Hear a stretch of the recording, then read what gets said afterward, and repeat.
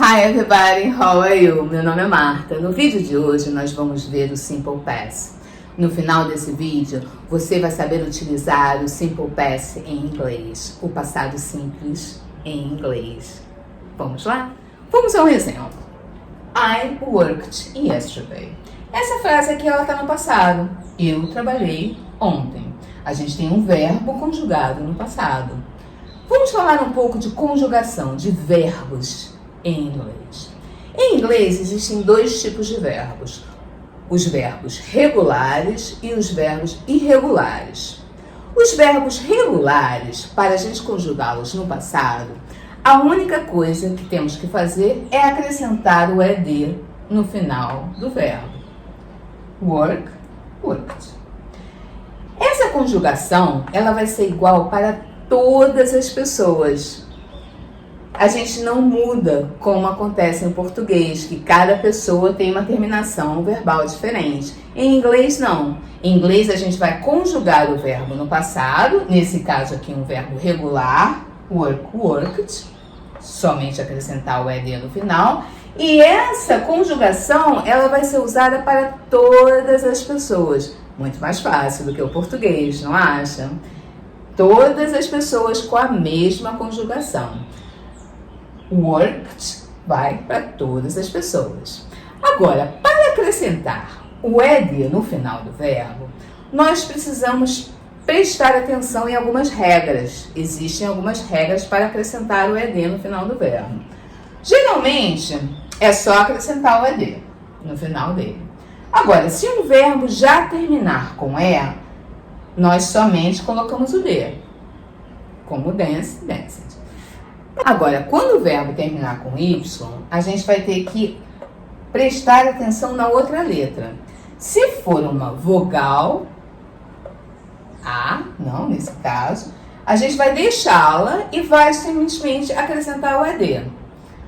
Agora, se antes da y for uma consoante, aí a gente vai ter que tirar o y e colocar o ed. Então, antes de acrescentar, a gente retira e coloca ied. Se for uma consoante. Ok? Agora, as palavras monossílabas que forem tônicas e tiverem a terminação com si, vi, si, consoante, vogal e consoante, a gente vai dobrar a última consoante e acrescentar o ed, como é o caso do stop. Aqui, a mesma coisa, o play. A gente tem si, vi, si, consoante, vogal e consoante. Acrescenta-se, dobra-se a última consoante e acrescenta o ed no final, tá bom? Agora a gente tem umas exceções, por exemplo, às vezes tem uma palavra que tem duas sílabas, mas a última sílaba é a tônica, é a forte. Aí, e se for si, vi, si, a gente também vai dobrar a última consoante e vai acrescentar o ed. Isso são exceções. Tá? Agora, tem que ter em mente, tem que prestar atenção na separação de sílabas, porque em inglês não se separa as sílabas de acordo com o português. Em português a gente separa casar, não? Duas sílabas. E em inglês separa-se a sílaba pela fonética, pela pronúncia da palavra. Então, às vezes, uma palavra pode ter, uma sílaba pode ter uma só letra. Então, tem que sempre prestar atenção que a separação de sílabas é diferente do que a gente está acostumada no português, tá bom? Agora, vamos falar um pouco dos verbos irregulares. Vamos agora falar dos verbos irregulares em inglês. Por exemplo, he went to the beach last weekend. Ele foi para a praia final de semana passado. O went é o passado do verbo go. O verbo go é um verbo irregular. Por que ele é um verbo irregular? Porque o passado dele não é formado pelo acréscimo de ed no final dele. O passado dele é diferente. anormal de uma certa forma, é irregular. A gente não tem uma regra para formar esse tipo de verbo. Por isso que cada um é diferente. Por exemplo, aqui é um outro exemplo. To cut, cut. Cut, cut é o verbo no passado. Aqui o speak é o spoke. Então você vê que não há uma regra para se formar o passado. Por isso é que eles são chamados de irregulares, porque não existe uma regra. Então a gente tem que, de uma certa forma, memorizá-los. Por isso é que tem as tabelinhas, não? A gente vê muito dessas tabelas, não? Dos verbos irregulares em inglês. A gente tem que estar sempre olhando as tabelas para reconhecê-los. Agora, uma coisa boa. O verbo está no passado, por exemplo, o go fica went, e vai ser o went para todas as pessoas, ele não vai mudar a conjugação. Então, todas as pessoas vai ter a mesma conjugação verbal. A gente coloca o verbo, conjuga o verbo no passado, go fica went, e a gente vai usar o went para todas as outras pessoas, todas as pessoas. Isso é um ponto bom. Agora, como é que a gente vai saber se o verbo é regular ou é irregular? Só o tempo. Com prática, não tem uma fórmula, uma regra para te falar esse é um verbo regular e esse não.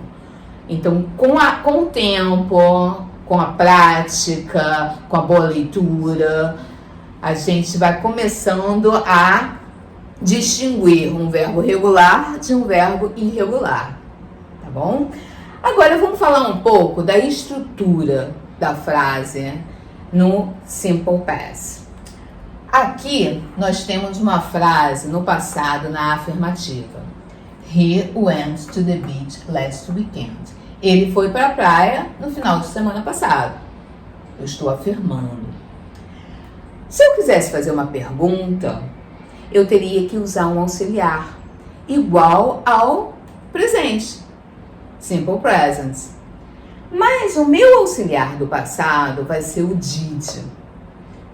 E o did, o auxiliar do passado, ele vai servir para todas as pessoas, ele não vai mudar. Ele vai ser o mesmo auxiliar para todas as pessoas. E quando eu uso o meu auxiliar, que eu vou usar o meu auxiliar no Simple Past, eu vou usar o meu auxiliar na forma interrogativa e na forma negativa. Quando eu usar o meu auxiliar, o verbo volta para a forma infinitiva. Porque eu já estou indicando na frase com o meu auxiliar do passado. Por exemplo, did he go to the beach last weekend? Você vê que aqui a gente colocou o go, o verbo no infinitivo. Por quê? Porque eu tenho o did. A mesma coisa vai acontecer na negativa. Por exemplo, he didn't go to the beach last weekend. O didn't é o did not, abreviação. Então, eu tenho a presença do meu auxiliar. Se eu tenho a presença do meu auxiliar, o verbo volta para a forma infinitiva. Porque eu estou indicando que a frase está no passado com o auxiliar do passado.